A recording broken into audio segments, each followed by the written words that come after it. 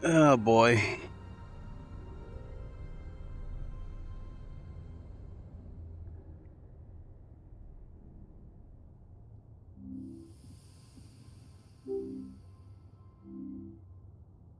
There we go. That's better. What is good, everybody? It is the Godfather of VR, the ageless wonder, the man Lincoln Clay, and we are back on the Godfather of VR channel, checking out Star Wars Squadrons. It's been a while since I played this game.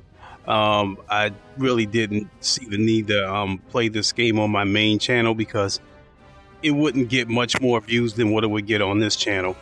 And not only that, I don't want to confuse the algorithms anymore. My main channel is basically a VR sim racing channel, and unless a highly anticipated game comes out that I like really got my eye on, it's pretty much VR sim racing. And the rest of the VR games, will come over here. I'm starting to try to put in the effort to try to be a little more active on this channel because of the need to get away from VR sim racing. It can be draining at times for different reasons. Although I am having a wonderful time on F123, but ACC, the need to get faster, the harder you try, sometimes the slower you get. And then, I've had my grievances with GT7, but, I'm getting off the tracks. Let's stick with, about this game here. This is a game that will never get old to me. And this game was, a childhood dream come true. The first Star Wars movie came out in 1977. I was 10 years old then. And, when you think of, sci-fi movies and stuff, the X-Wing fighter will always be one of my favorite fighters. And so when the first Star Wars experience came to PSVR, I think it was the Star Wars VR Rogue Mission, I thought it was absolutely mind-blowing. And I remember thinking at the time, the only thing this needs is multiplayer. And it took a few years for it to happen. But when it did happen, I was really excited about it because I'm thinking to myself, I'm finally going to get to sit inside of an X-Wing fighter and fight against live competition.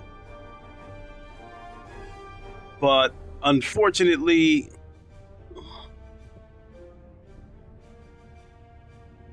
on one hand, I was excited about this game, and I thought this, with VR support, I thought this was going to be a huge move in the right direction, because we've got a AAA game of a major franchise getting VR support. But at the same time, I didn't think it was going to get the mainstream appeal that I hoped it would, because for one thing, VR was still pretty niche, and then the other thing about it is this particular game right here involves 5 versus 5 X-Wings versus TIE fighters.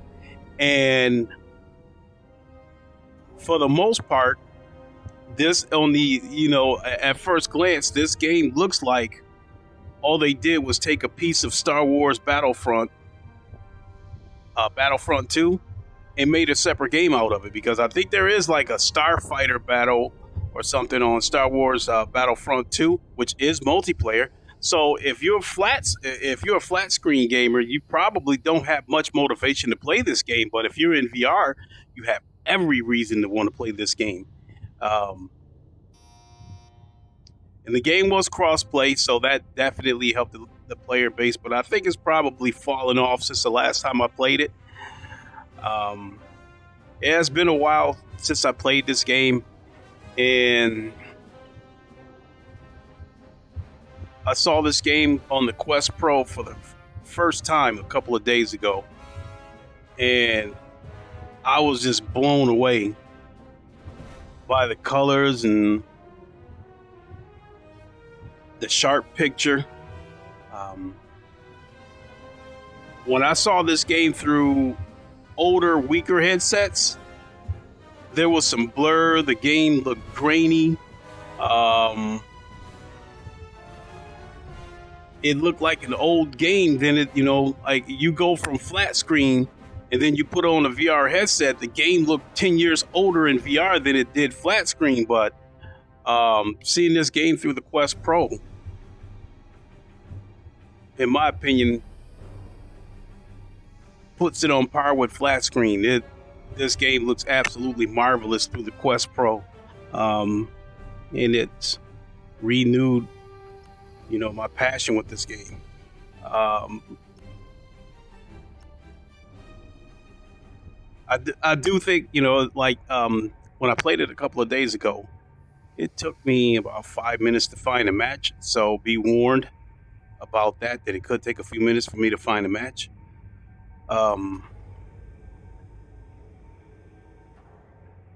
There was something else I was going to say about this game relative to VR. I think the last thing that I remember saying was that, seeing this game on the Quest Pro,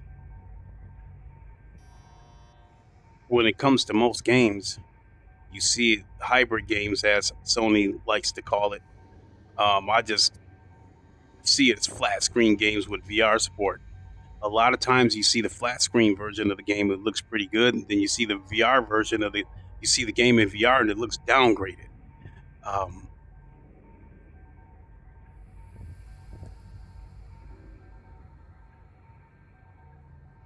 And the Quest Pro is probably the first headset that made this game look one-to-one with the flat screen version. It looks amazing. I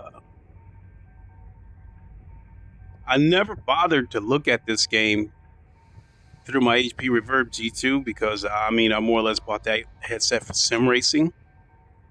And then the other thing was that at the time I was actually happy with the way this game looked through my Rift S. I think the Rift S is a probably an underappreciated headset for all its faults. Yes, it did have its faults, but I think it was an underappreciated headset.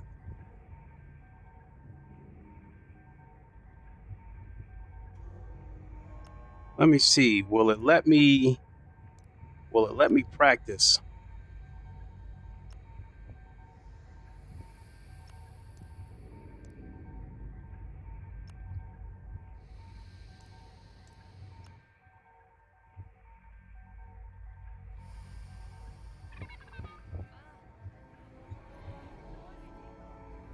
This section right here, through other headsets, is where the game had definitely looked older. Had a really grainy look to it. Had a really dirty, grainy look to it, but this headset's never looked so good.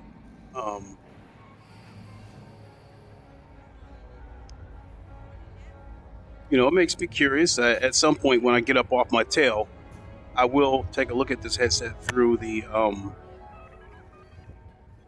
HP Reverb G2. I'd imagine the sharpness will probably be the same, but I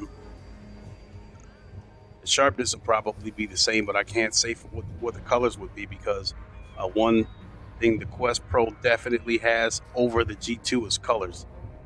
The colors definitely have more pop on the Quest Pro. I think we found a match.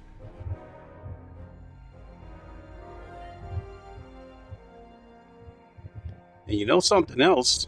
I think this game has I think this headset has many LED backlights, and therefore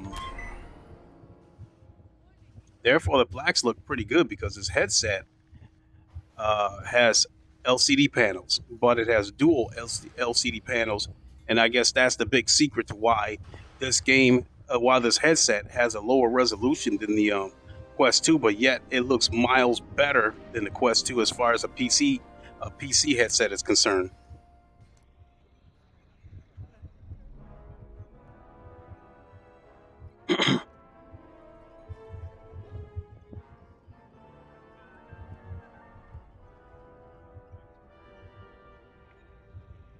Uh-huh. Copy.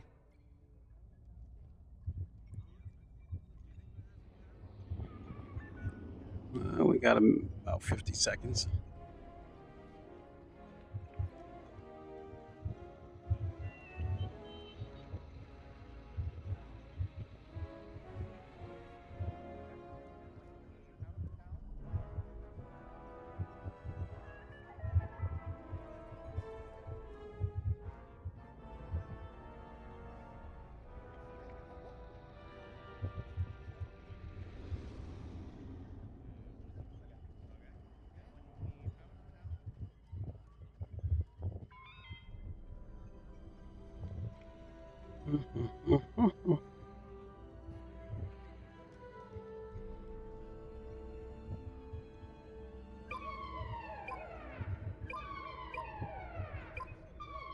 Definitely not. All right, let's go.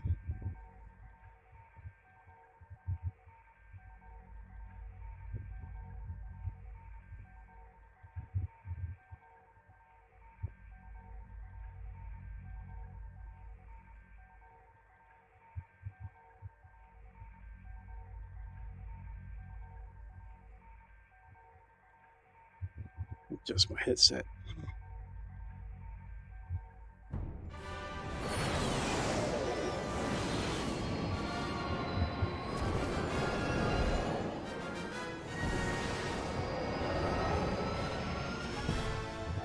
Vanguard 2 standing by. This is Vanguard 3 standing by.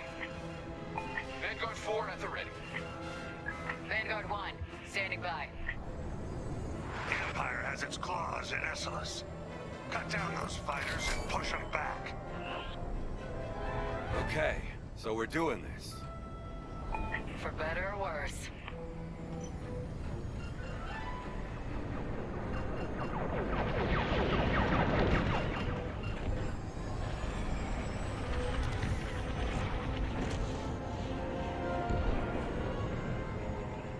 Enemies locked Oh, he saw me.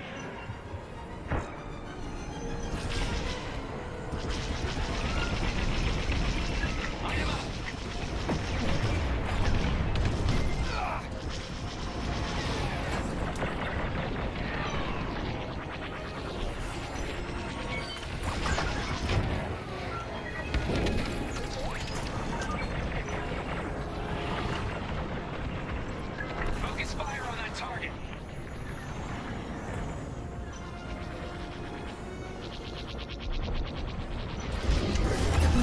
Under attack. Get behind.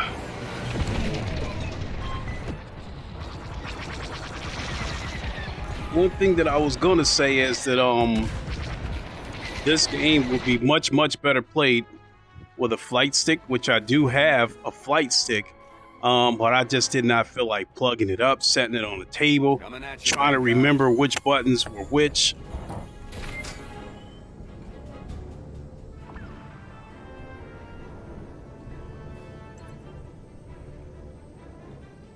Come on. Fire on my target. Yeah.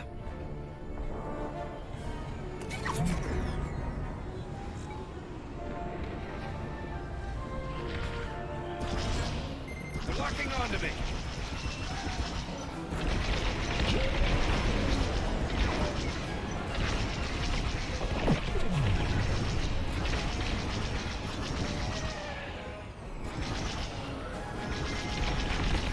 Knock it off.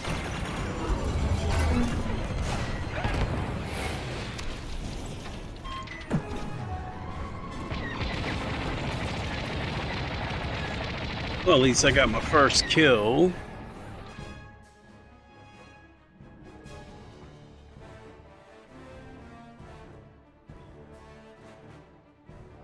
Someone warn the Empire I'm coming for him.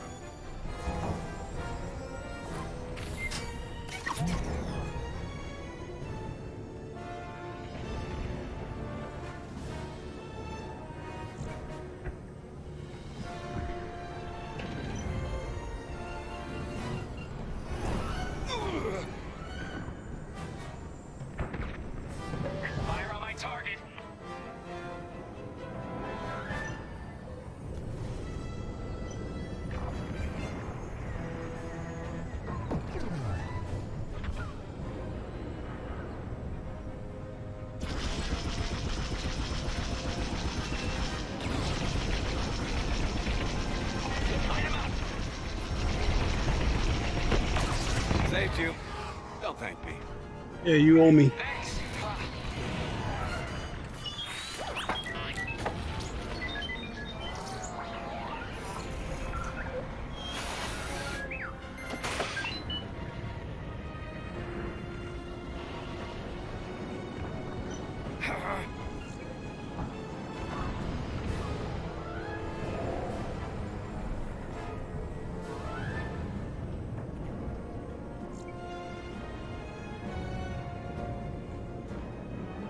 Focus fire on that target.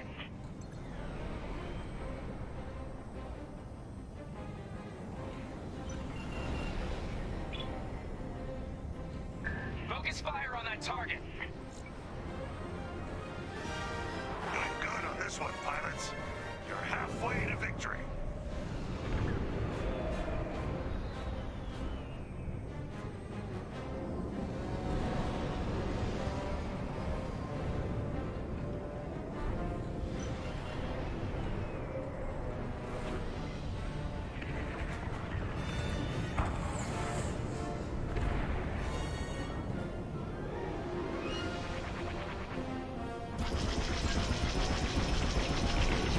Unbelievable. Light 'em up. Damn it. I was trying to get the target in front of me before I got killed.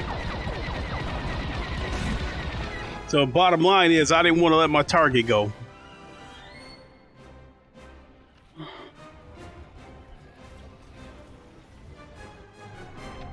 Okay, I'm coming. Who should I go after? Right there.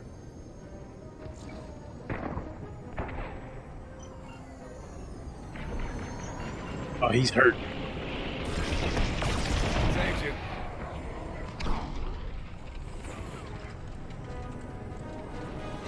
I think it's probably time for me about down.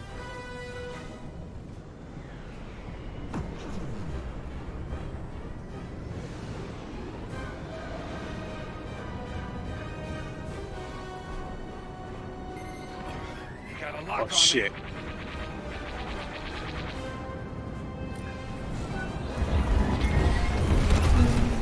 I'm hit. Oh shit. I was hoping he was gonna let me go and go after somebody else.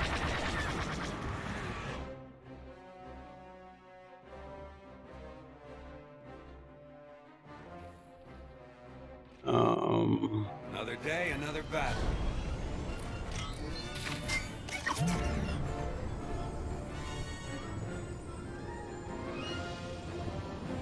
I should go up this way.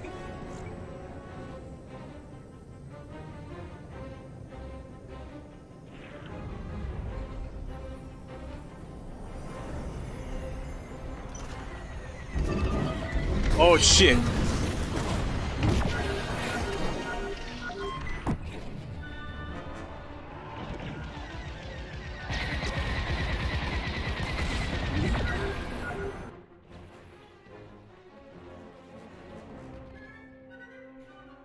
Three more wins and we got it in the bag though. Need three more Find the kills. battle. That very dangerous battle.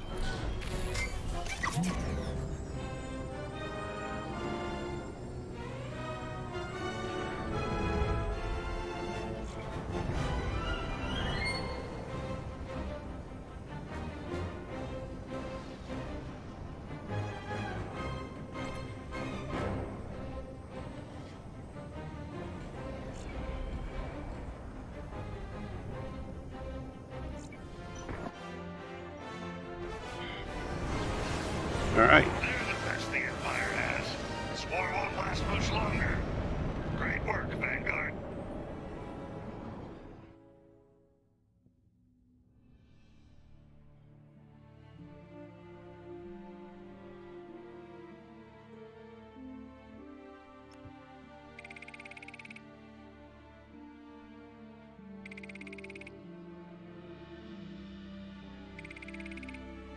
Let's see that scoreboard again. So we got a guy in here on our team that was a level 806, and I'm just a 31. Holy shit. Whoever this dude is, he must live on this game.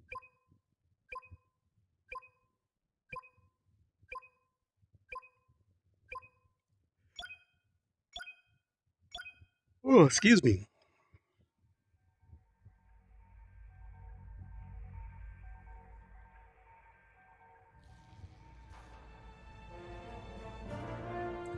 So, you know what I think I was going to say earlier? I think I was going to say that this week I was supposed to give my thoughts on a couple of things relative to PSVR 2. One would be the 120 hertz reprojection.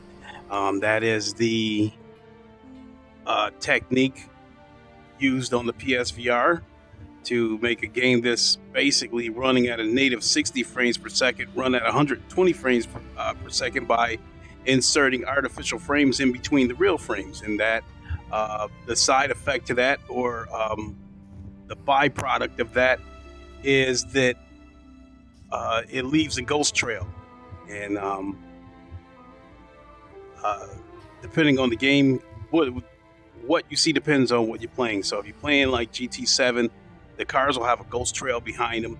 If you're playing other games, like maybe Horizon, Call of the Mountain, you wave your hand in front of you, it looks blurry or double vision.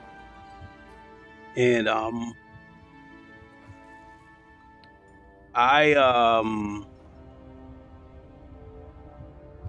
no stranger to reprojection because, you know, I've been playing VR for years.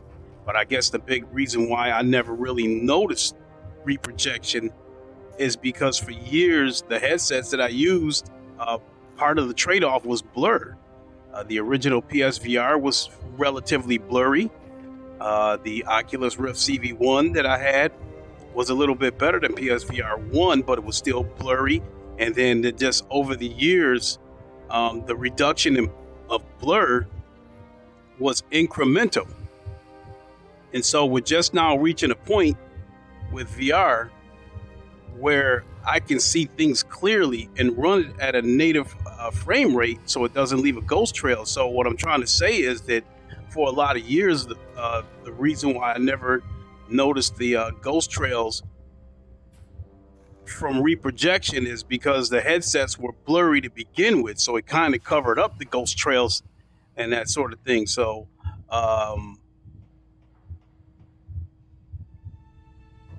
but with PSVR 2, anything that's 120 hertz reprojection, you can see it. And for some people, that's a deal breaker. I think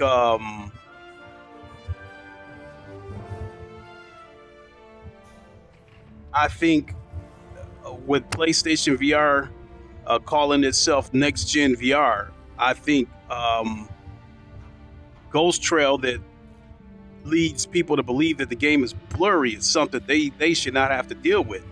We dealt with it. We took the hit.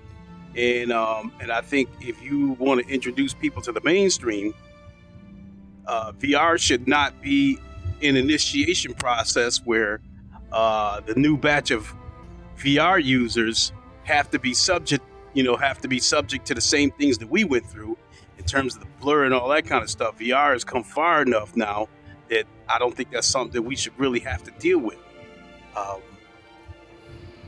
So I guess what I'm trying to say is that I'm trying to point at a bigger picture in saying that I think one of the reasons why we're having to deal with reprojection on a lot of games is because I believe that the PS5 is underpowered for VR. I've said that numerous times. And reprojection has become a big enough of an issue that developers that don't use reprojection are having to go out of their way to say it for fear that their game will not sell if people think it is that reprojection is being used.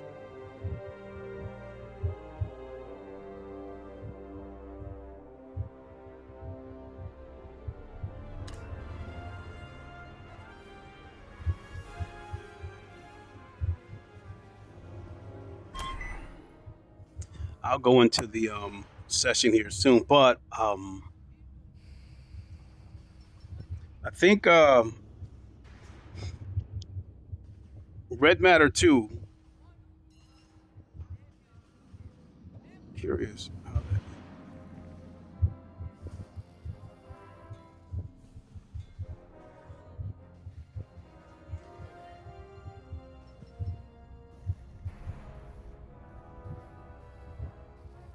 Huh.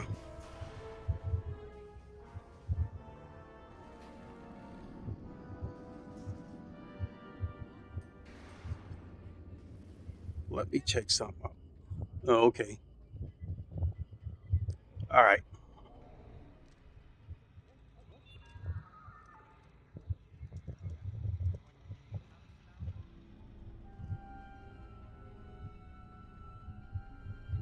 No.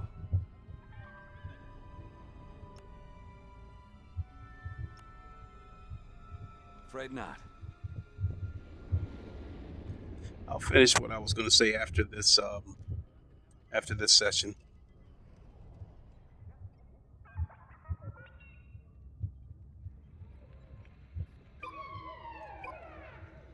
Negative.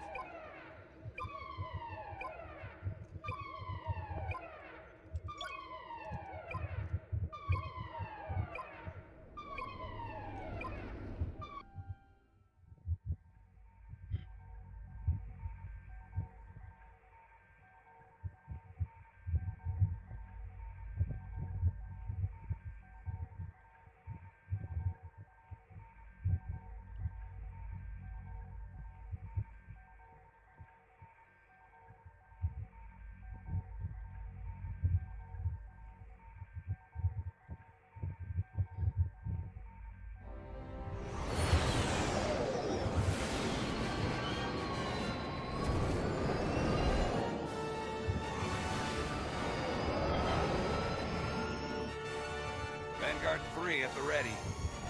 Another day, another battle. Okay, this is Vanguard 2 standing by. This is Vanguard 1 standing by. Time to get this done. Take out any Imperial fighters you see. The Empire doesn't belong here. Then we'll get rid of them.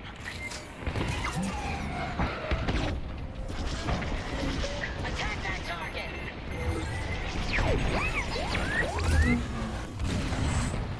Oh God.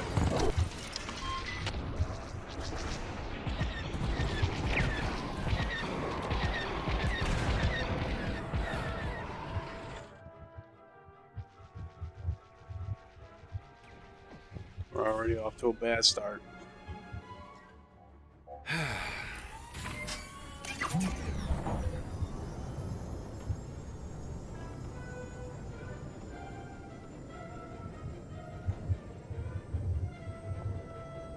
Vanguard, fire!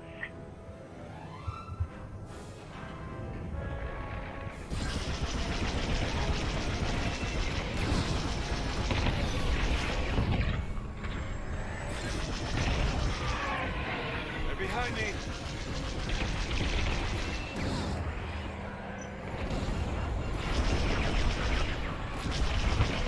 Attack that target!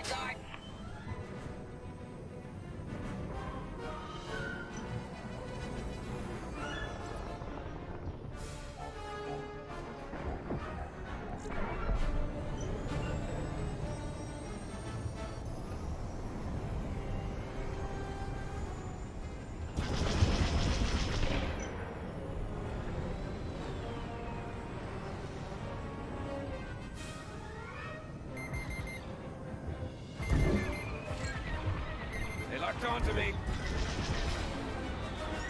Got a missile coming.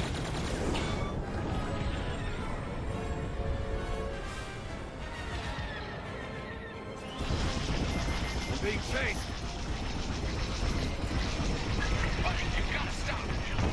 Vanguard 1, you're fine now. I gotta handle it. Gotta dodge that missile.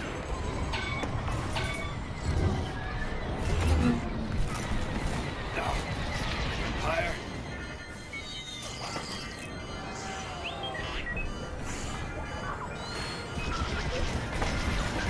Got him.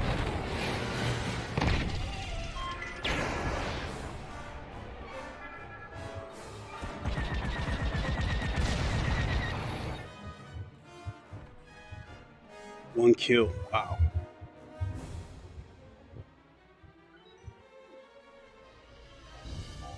Okay, I'm coming.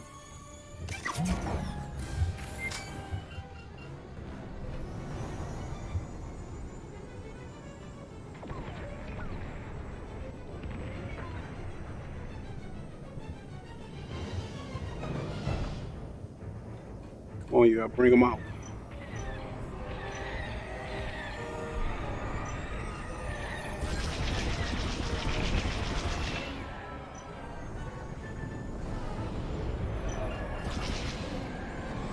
Fire on that target. Vanguard, fire.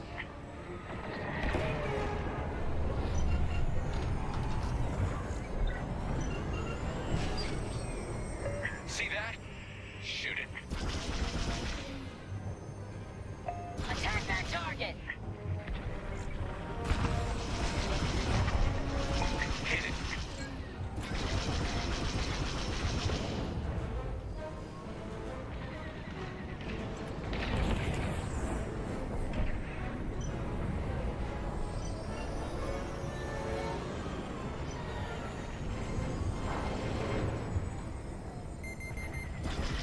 Enemies locked onto me.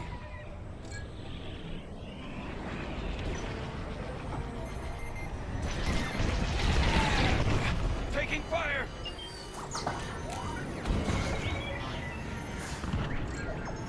Missile inbound. Blast that, Vanguard.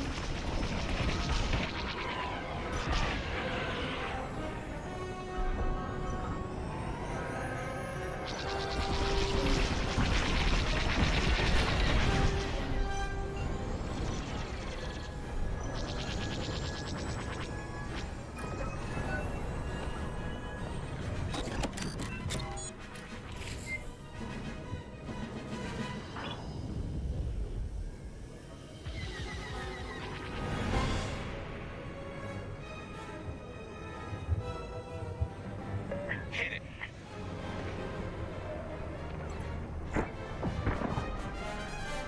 Fire on that target. It's a tight battle, team, but I believe in you.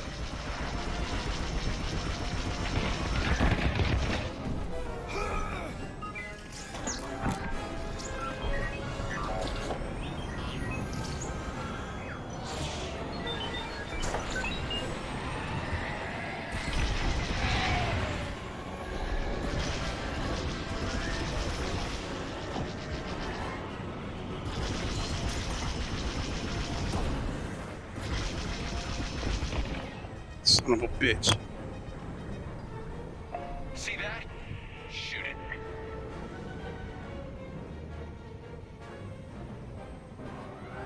Shoot that. Blast it.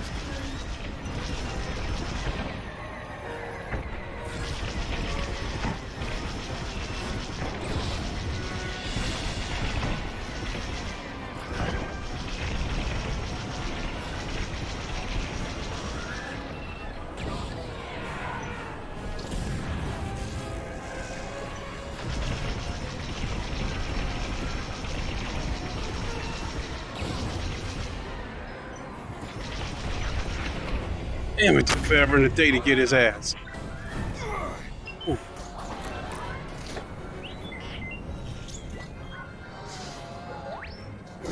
Right there. They're locking onto me.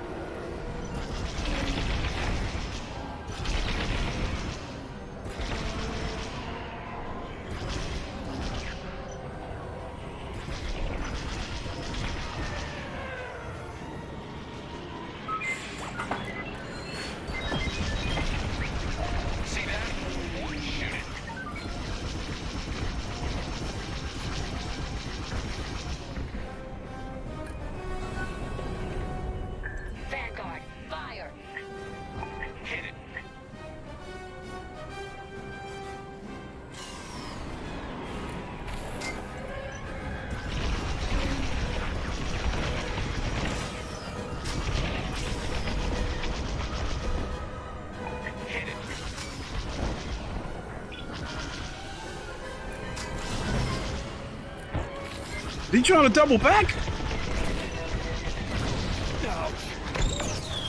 Perfect.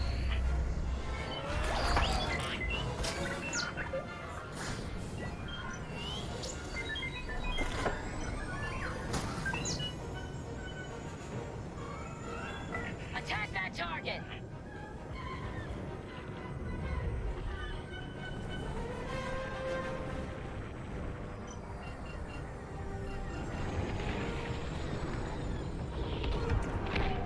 Blast that Vanguard.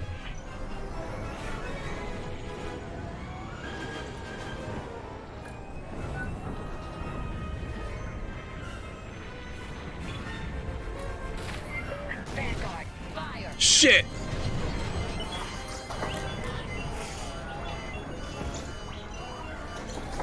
Blast that Vanguard.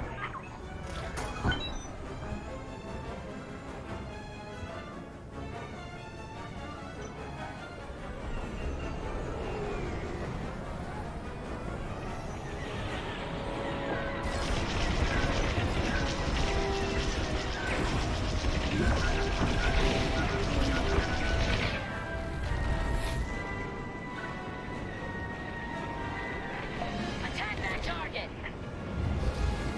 Outstanding, pilots. Victory's just ahead.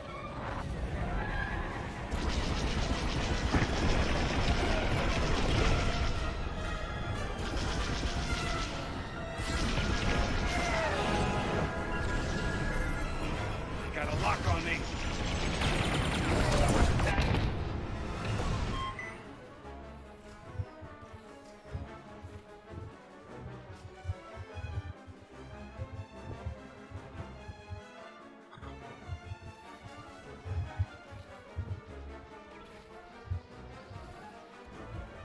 I made it. Coming at you, Vanguard.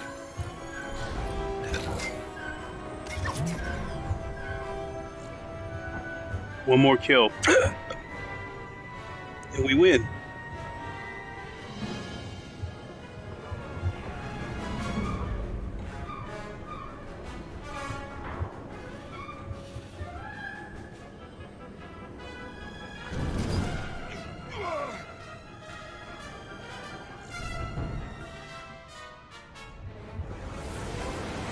Now you can do it.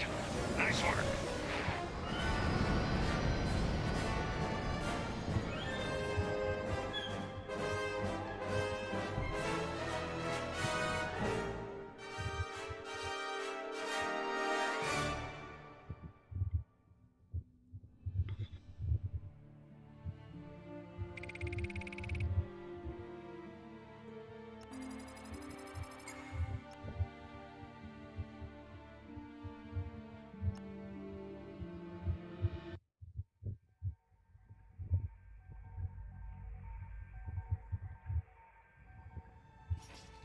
That means I gotta find another session. Shit.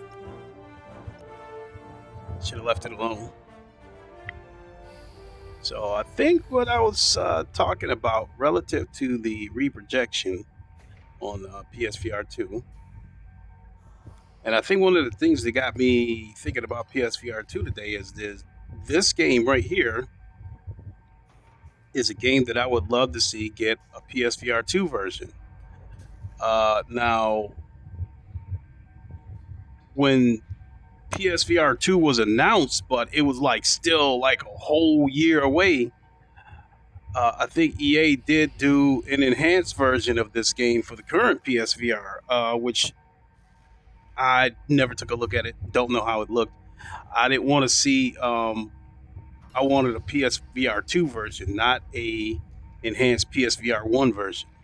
And I still feel like that right now. I mean, at the end of the day, it kind of doesn't matter because, I got PCs, so I'll always be able to play this game. But for the sake of the user base growing, I would like to see a PSVR 2 version of this game. But I know I was saying something about the reprojection, and I know I was saying something to the effect that I think the PS5 is not strong enough in today's climate for VR.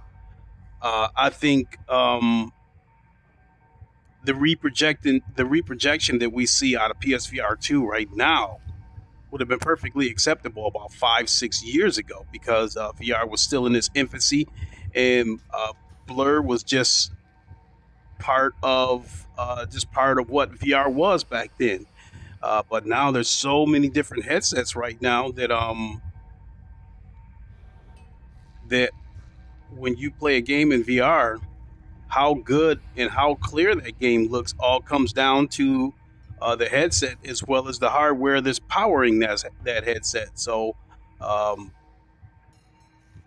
have 3 PCs, as you all know who follow me on my main channel, that all of them are capable, more than capable PCs. And I see the difference in clarity. And now another advantage to PC is that I have the option of turning off the reprojection, whatever their definition would be. In the case of Oculus or Facebook or Meta, whatever they want to be called these days, it's called asynchronous space warp. That is their version of reprojection, and you have the option of turning it off and getting native frame rates. Whereas when you turn off the space warp, reprojection, motion blur, whatever you want to call it, if your hardware, depending on the game you're playing, is powerful enough to push the games at a native 90 frames per second or better, you're going to see a game that is buttery smooth with no ghost trail and no blur. And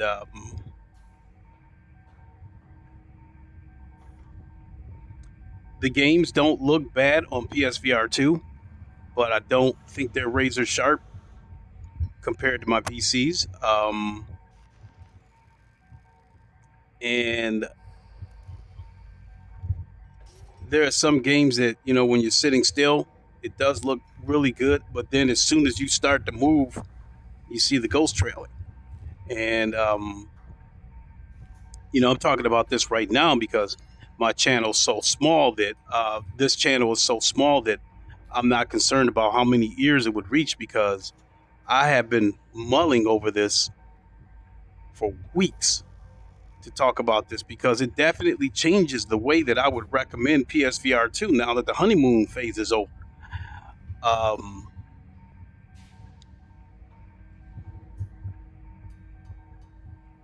The headset had its cons, but I think I focused more on the positives at the beginning during the honeymoon phase. But I think the reprojection is one thing that is hard for me to get past in today's VR.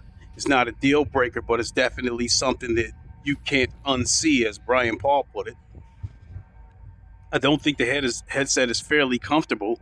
I think the biggest reason why the headset can be uncomfortable is because of the design and the haptic that runs through the headset. Because I think the haptics is nothing more than a cable with vibrators on it. And the way PSVR 2 is designed, it almost sits on top of your head rather than across your forehead, and then you tighten it down. So what I was finding is that I was having to tighten, because it almost sits on the top of your head, I was having to turn that dial so tight that I think I could feel the haptics cable digging into my forehead, and it felt like it was cutting off the blood circulation. And it was actually giving me headaches. So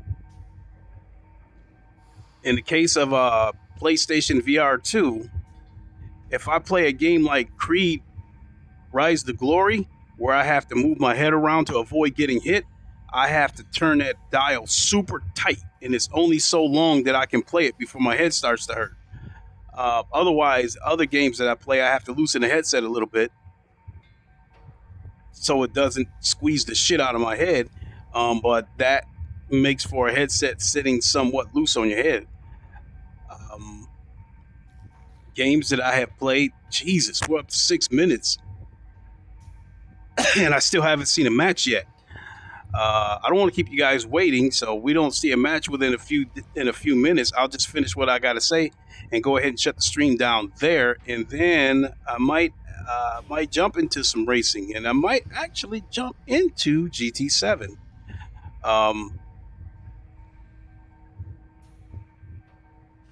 even though it's been hard for me to enjoy that game because of the reprojection of PSVR 2, along with the dirty racing and the horrible penalty system. It's just been, I've really been having a hard time enjoying that game. I've been very literally enjoying F123. I've been like having a ball with that game. But if I don't get around to having those podcasts, giving my opinions on PSVR 2, whether I would recommend it, the 120 hertz reprojection issue, consider this the podcast right here. Because I had been mulling over this for weeks because I was trying to find a way to talk about this without sounding like I'm trashing PSVR 2, because I think one thing about the VR community is we definitely want to see VR move forward. But at the same time, they're scared that any little negative thing will turn people off, and they'll run away from VR. I mean, the people at this stage right now, if somebody sees something with VR and they say, nope, that's it, I'm not getting it, they didn't want it in the first place. They were just looking for a reason not to be in it. But because of the reprojection, as well as compromises that I've seen between the PSVR 2 versions of games and the PC versions, it has kind of changed the way I would recommend this headset. Recommend PSVR 2. So if somebody were to come to me and say, what do you recommend? If they say, what do you recommend? I would ask them, how much money do you want to spend? And do you want something, that's user-friendly? If they say money's not an object, and they're, it's just waiting for all players. Still 3 minutes to go before this session starts. But there's 9 out of 10.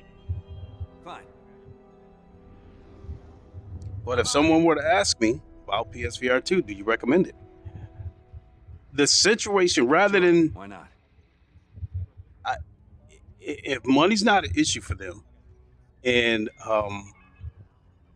they don't mind dealing with PC, I would recommend PC over PSVR 2 at this moment. But the situations where I would recommend PSVR 2 is like if they already have a PS5 and they want something that's plug and play.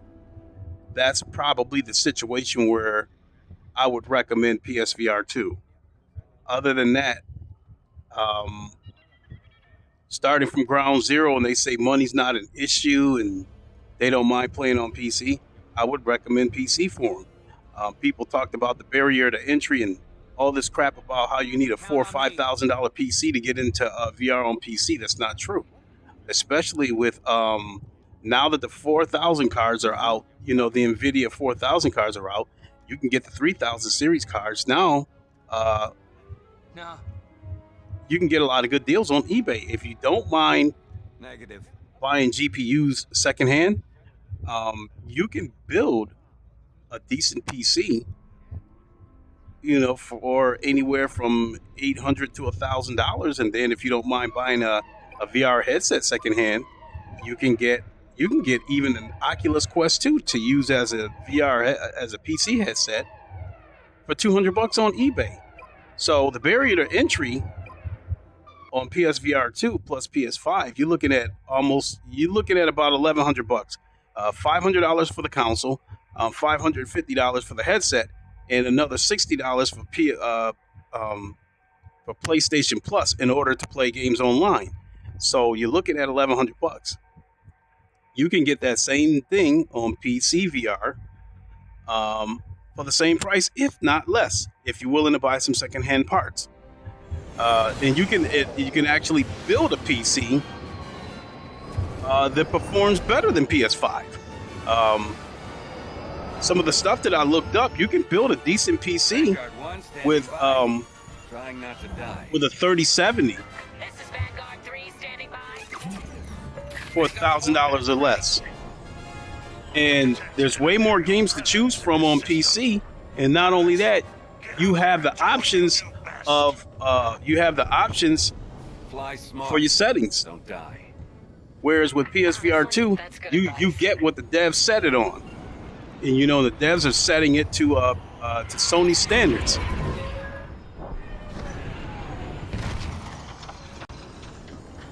Attack that target.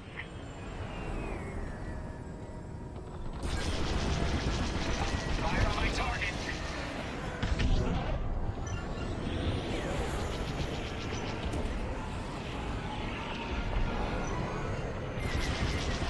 Enemies locked onto me.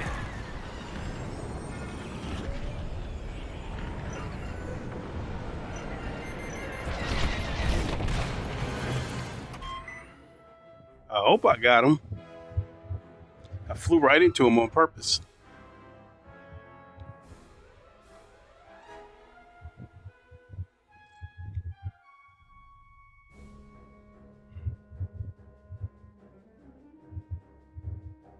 Let's give him hell.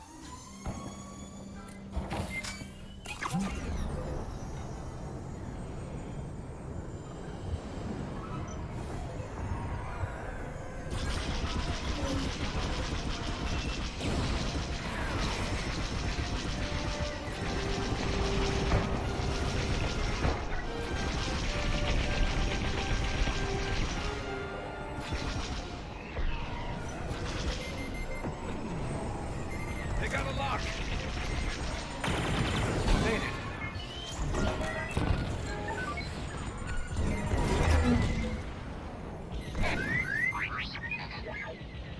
They're on my tail? Good looking out.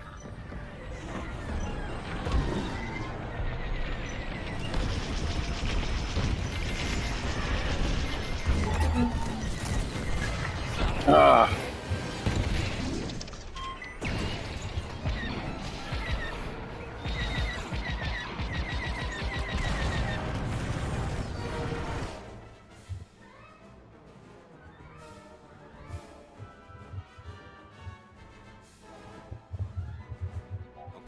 Okay, I'm coming.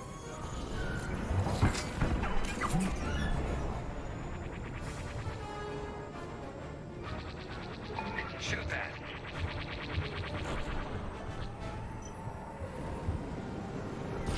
Blast that, Vanguard.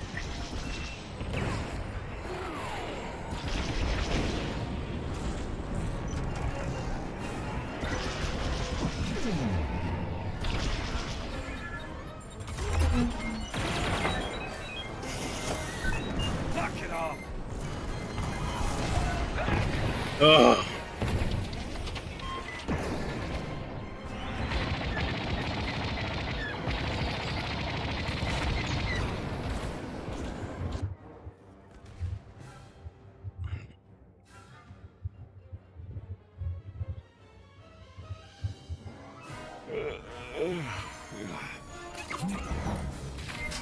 Vanguard, fire.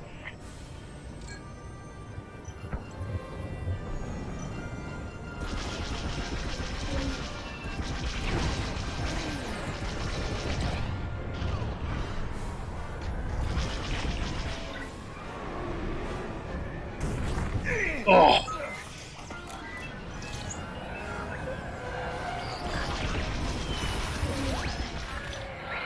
Attack that target.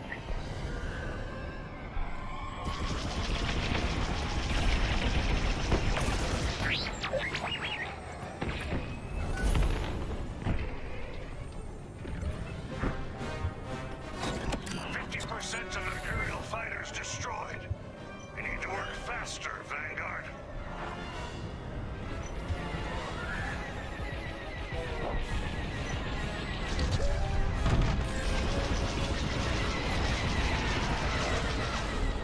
Vanguard, fire. Fuck did he go?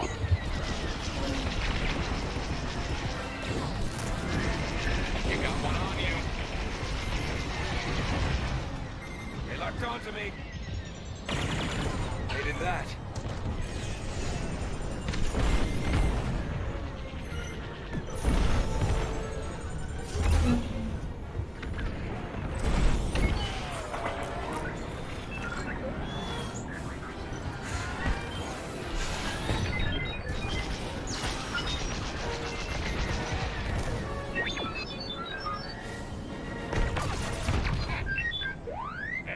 Nice one.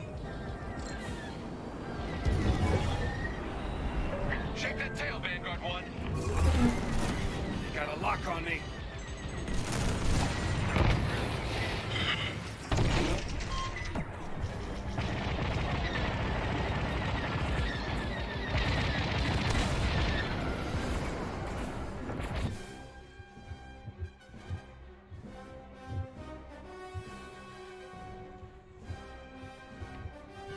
Another day, another battle.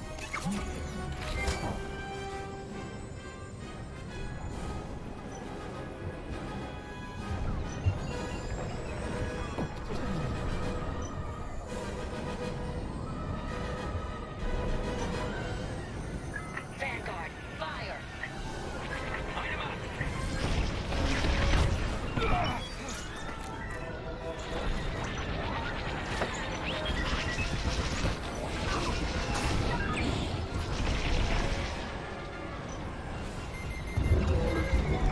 Uh-oh, you have a tail, Vanguard 1.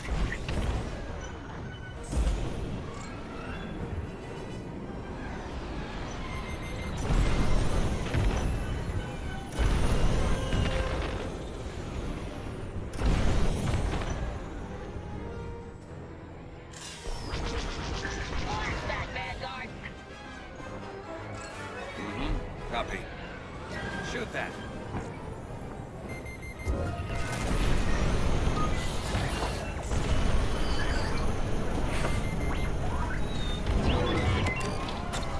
Attack that target!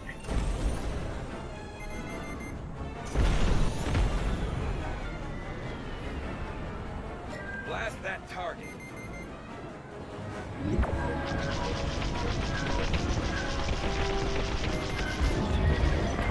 Attack that target! Don't blow up back there.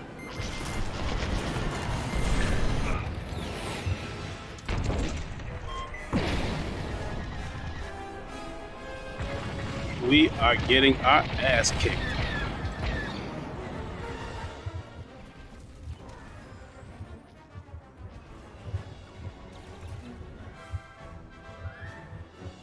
Coming at you, Vanguard. Ah, Looks like the Empire's celebrating today.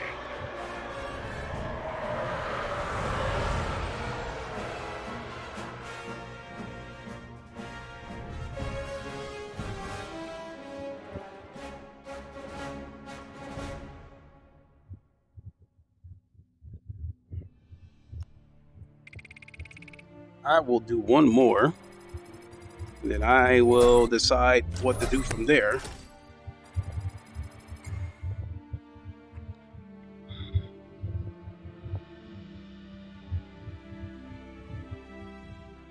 So, so to sum this up, coming back to the conversation about PSVR 2,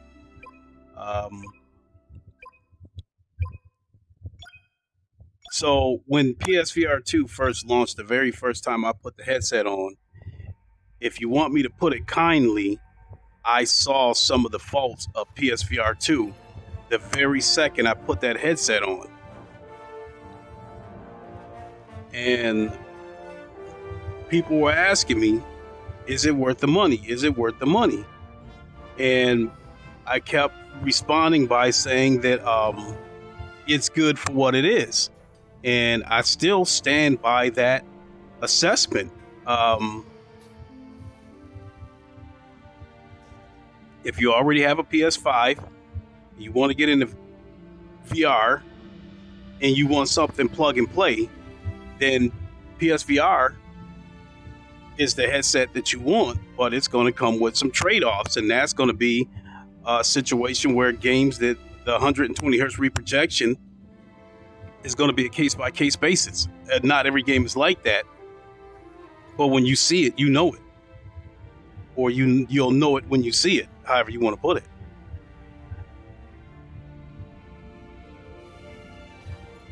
The headset itself, I think, is great. You will not find a headset like the PSVR 2 with its features at a cheaper price. You will not find any headset other than PSVR 2. Any headset that has eye tracking, you're going to pay at least $1,000 for it. This Quest Pro that I'm wearing has eye tracking, face tracking, and pancake lenses. And these feature sets right here, this and the Pico 4 Enterprise are the cheapest you're going to get that has eye tracking, face tracking, and pancake lenses. These pancake lenses are amazing. Because if you got a game that's well optimized, there's no blur. Now, I mean, you can look around edge to edge and not see any blur. Whereas, you know, that's one of the downfalls of PSVR 2, that even though it has eye tracking, it still has a fairly small sweet spot. And if you look outside of that sweet spot, things are going to look a little bit fuzzy. Whereas with pancake lenses, you can look up, look down, look left, look right. Everything is still clear. If Sony would have made a headset, if they would have made the PSVR 2 with eye tracking and pancake lenses, I think they would have had to charge no less than $800 for that headset, which would have been off-putting to a lot of people. So that's another reason why I say PSVR 2 is good for what it is. I think it is worth this asking price. So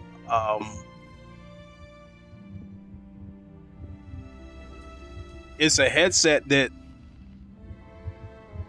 I can recommend it, but only if I point out the caveats. It is not a headset that I will blindly say, if you come to me and say I want to get a PSVR 2, I'll say grab it.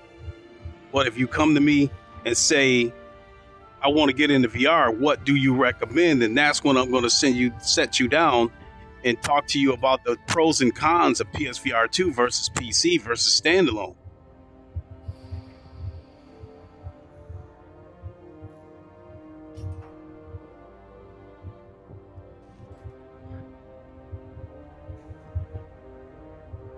Ooh-wee. And it's warm in here too.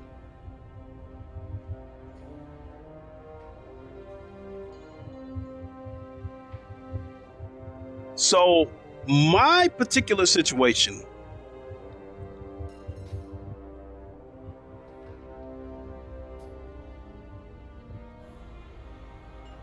my apartment looks like Radio Shack inside of a closet.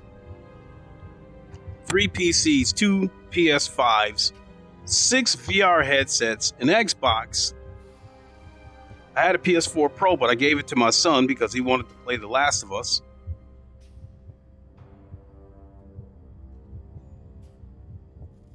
And so I will say that I am suffering a little bit of buyer's remorse.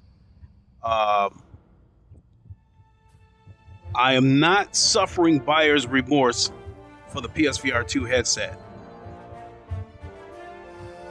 I do not regret buying the headset. I am, however, experiencing a little bit of buyer's remorse for buying a second PS5 because I thought I would be playing PSVR 2 enough to justify having 2 PS5s, because I got one in that room that I use pretty much for GT7 when I sim race, because my sim racing rig is in there and my PC with the 4090 is in there. So basically that room in there is my sim racing room, and this is my room for any other VR games. And so I got another PS5 right here for this play space.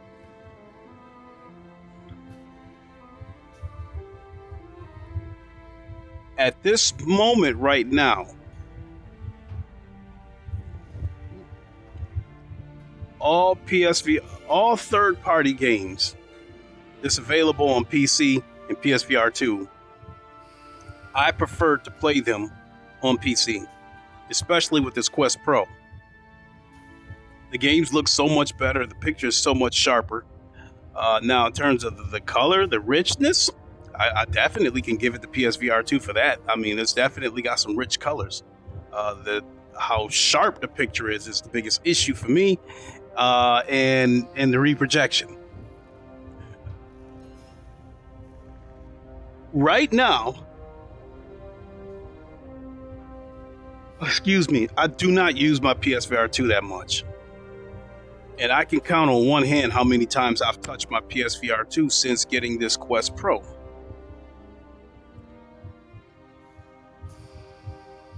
Where I sit right now with PSVR 2 is that it is a headset where all it did was cover all the bases.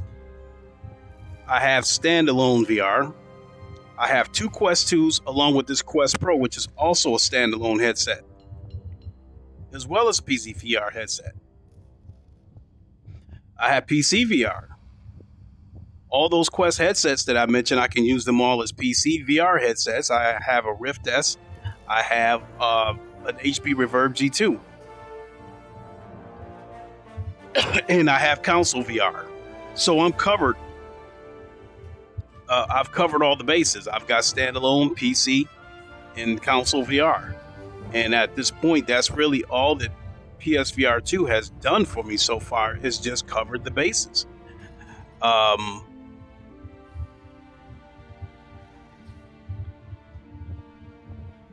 At this point,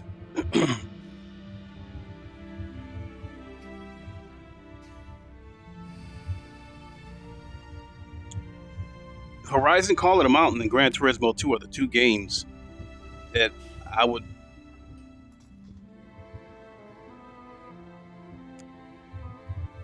that are on PSVR 2 that I can't experience anywhere else.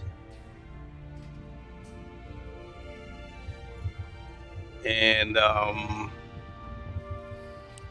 because I'm mostly a sim racing guy, I have not really dug that. You know, I've been playing some of the Call of the Mountain. I don't think I'm too far away from being done with the game. But GT7,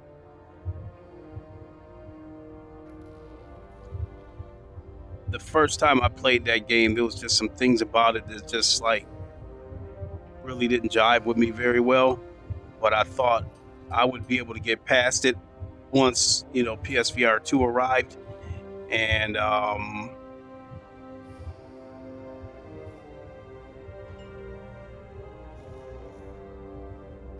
originally, PSVR 2 did move the needle for GT7 for me. But because of the nature of that game, the horrible penalty system, as well as the dirty racing, I have just pretty much lost my taste for that game, and PSVR 2 cannot save me. Cannot save this game in terms of me wanting to play it the way I thought I would.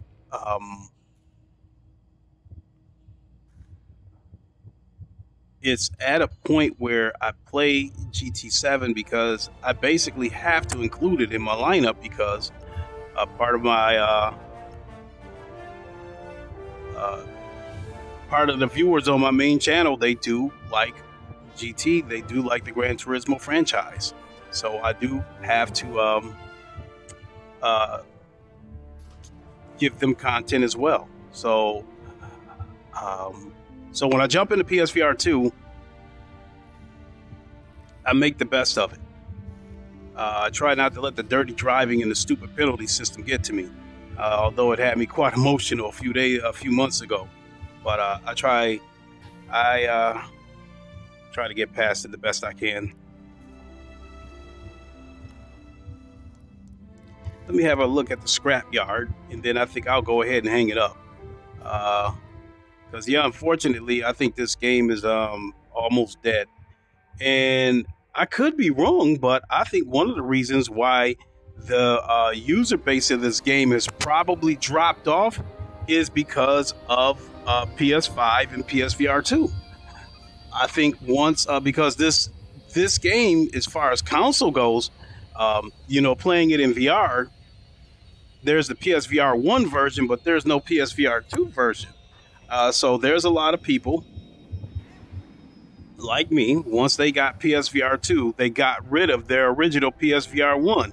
And because of that, there are several games that I ended up having to give up because there's no PSVR 2 version of the game yet. And this is one of them. I mean, the devs are slowly coming around, at least the indie devs. They're slowly coming around and making PSVR 2 versions of their games and offering an upgrade path, whether you pay a few bucks or they give the game to you free outright. But knowing how EA thinks, I hope they give us a PSVR 2 version of this game, but I don't see it happening because I think with this game right here, I think this was a game that EA just made out of good faith to try to repair their tarnished image with their games being loaded with microtransactions, and they were voted like every year they were always in the top 5 of most hated companies. So I think that when they made this game, I think they made it with the intentions of trying to repair their damaged reputation. And they made this game, gave it VR support, and I don't think this game has microtransactions. There are a lot of things unlockable in the game, but you know, you can unlock stuff by getting to certain levels or pay for things with in-game credits. But microtransactions that involve real life money, I don't think this game has it. That being said, I feel like EA just said, here, just give them a game so we can kind of clean our image up a little bit. Just give them this game. So, and this game was only $40 at launch, which I thought was fair. I thought it was fair.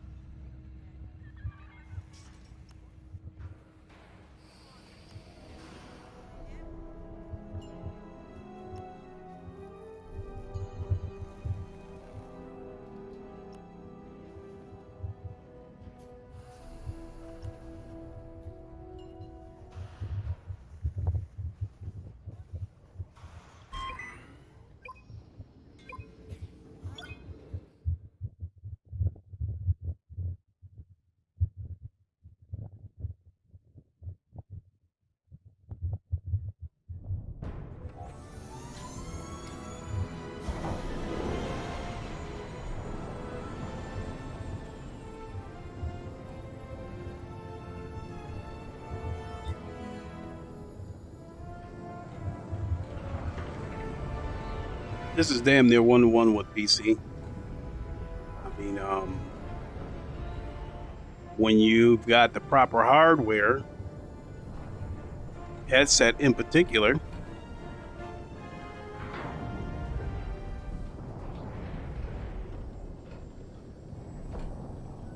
and I think a prime example of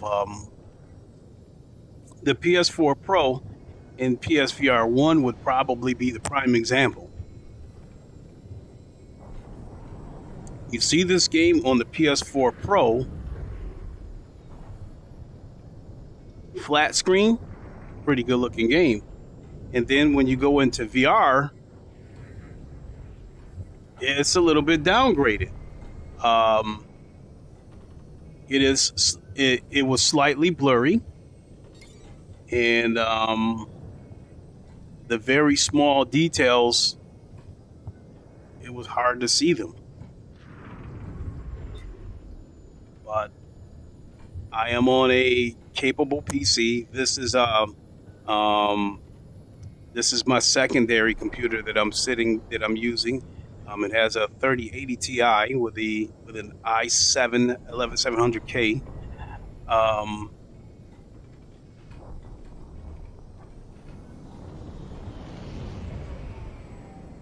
So the picture is super sharp.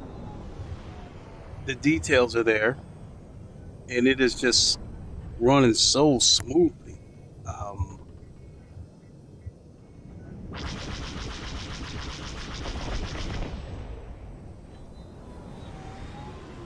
So I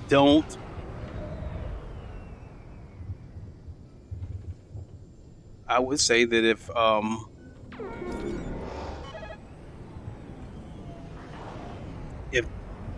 PC using this headset, and I've got everything cranked up to ultra,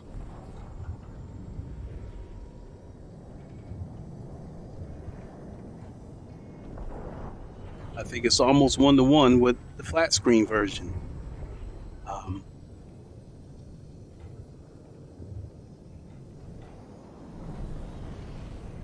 A game like this, I think that if you wanted to introduce someone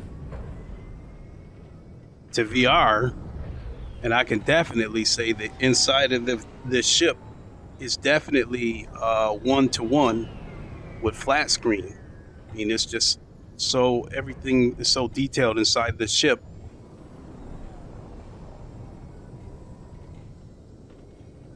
But if I was to introduce somebody to VR for the first time that was like into the Star Wars universe, this would be the way that you wanted to show them the game on superior hardware. If I were to put them on older hardware that's blurry, because I'm not going to just put it off on a PSVR 2 because PLO617 said they need to release this on PSVR 2 already. Yeah, I was saying that earlier. They really do, because I think this game, in my opinion, is, how can I say it? It's still an impressive game to this day. And when you've got good hardware that gives you a sharp picture and able to bring out the small details, it makes it even like that much more immersive. I mean,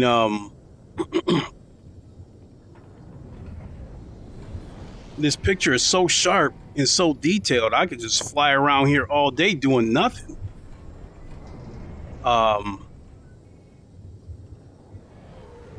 And for as much as I criticize the slight blur that you would see on the original PSVR, I think on PSVR 2, it would look a lot better.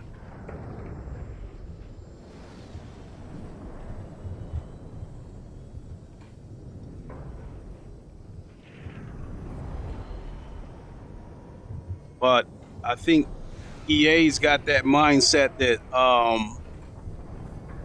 since this game doesn't really have microtransactions, EA's probably not that interested in continuing to support this game. So it's, I just feel like it's one of those situations where, like I said, EA probably said, here, just give them this game. Don't put any microtransactions in it so we can clean up our bad image, and then we'll just move on to the next project. I mean, because if you, other than their normal like FIFA, F123, Madden, and that kind of stuff, everything else that EA's been making has kind of been single player games that haven't really had microtransactions in it. And I'm talking about these Jedi games, that's Jedi Fallen Order and that kind of stuff. It hasn't really had microtransactions in it. So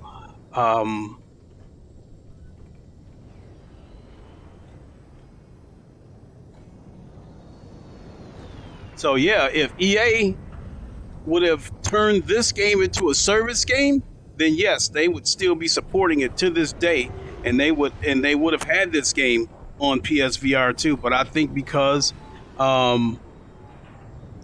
they didn't put microtransactions in it, I think, in my opinion, we should thank our lucky stars that they haven't shut down the servers yet.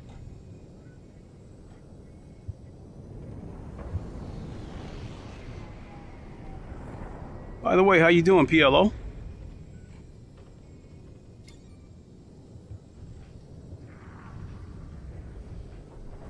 I tell you, the very first time I played that Star Wars Rogue One mission on the original PSVR,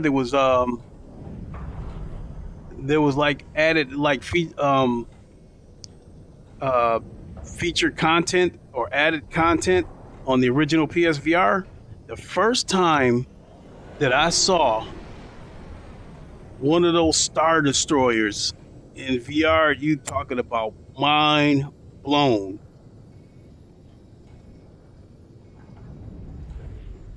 I mean, that's still impressive right there. How big that exhaust is. Even this front half of the ship is still pretty big. This piece is broken off.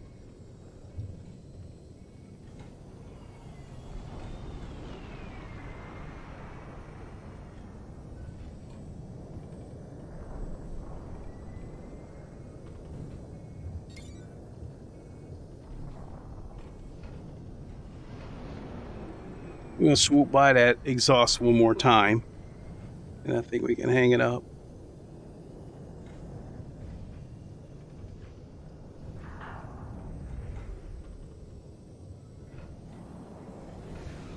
Wow, this entire X-Wing can fit inside that exhaust.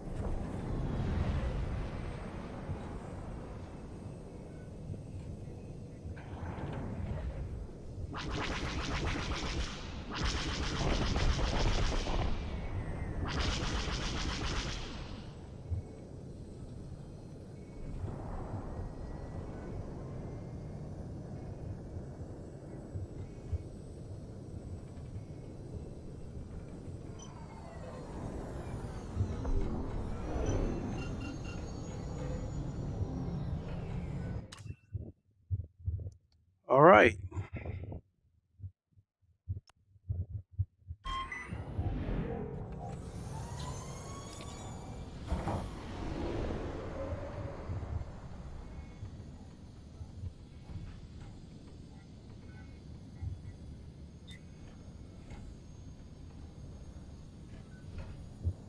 I forgot that button to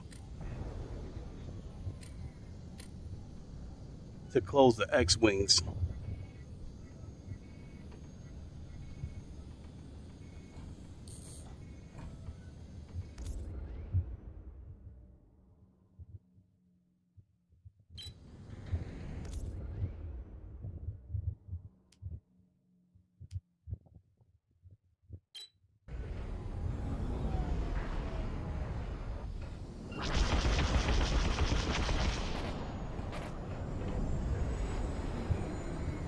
All right, I think I'm going to go ahead and leave it there. I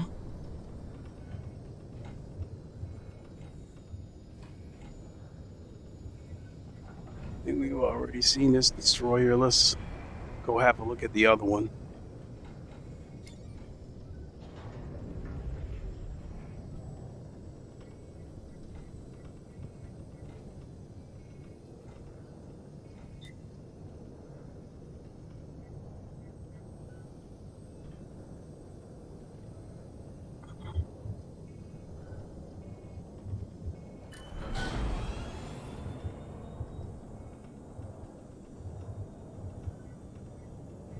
Incredible.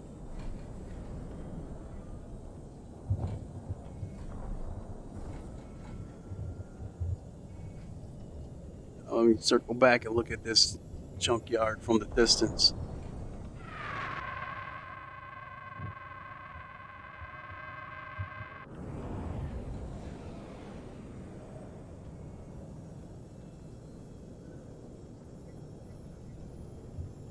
So there's about 3 destroyers in that junk. One right there, one right here, and looks like another one over there.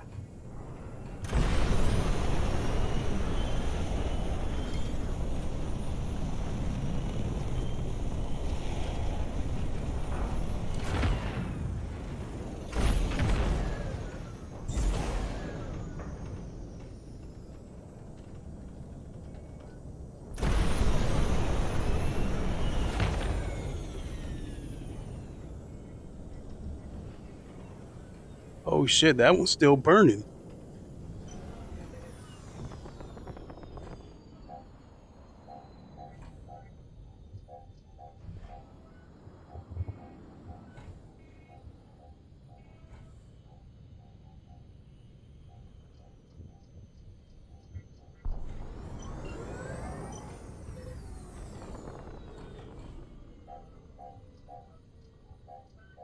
Yeah, it looks like this one, some parts of this one is still smoldering.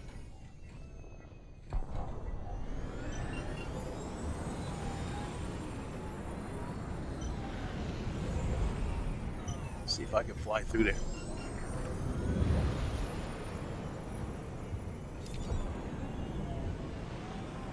Test my piloting skills.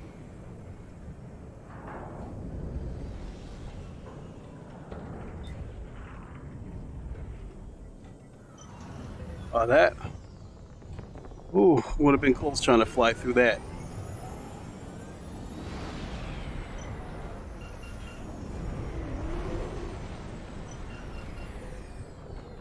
All right.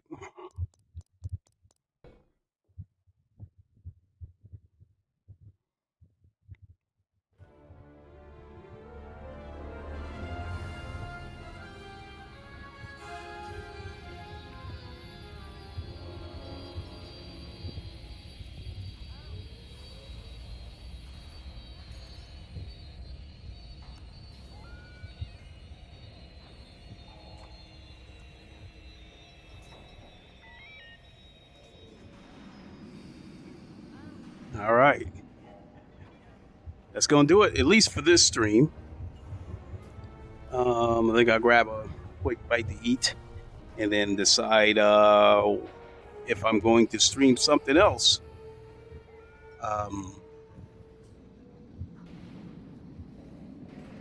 What I don't think I'm going to do is stream a set of Corsa Competizione. I normally stream that over on Twitch, and it's the off season for low fuel motorsports. So I would say one of 3 things would happen is I would either stream GT7 or F123 over on my main channel, or I could come back here later and stream something else, maybe stream ELO617 said later. Hey, thanks for popping in, appreciate it. But hey, now that I stop and think about it, I'm off until next Thursday, and I plan to get as much gaming in as possible. So, hell, who knows? Maybe I'll even come back to this channel and play. Maybe try to finish off Horizon Call of the Mountain. I think I might be about 70% of the way through that game, so maybe I'll try to finish that off. Who knows? But yeah, I'm definitely gonna come back with something. I just don't know whether it'll be an hour, 2, 3, 4 hours from now. But thanks for watching. We'll see you all on the next one. Until then, you all know the line. Wakanda forever. Long live the king. Who are you? And deuces. Everybody have a good one.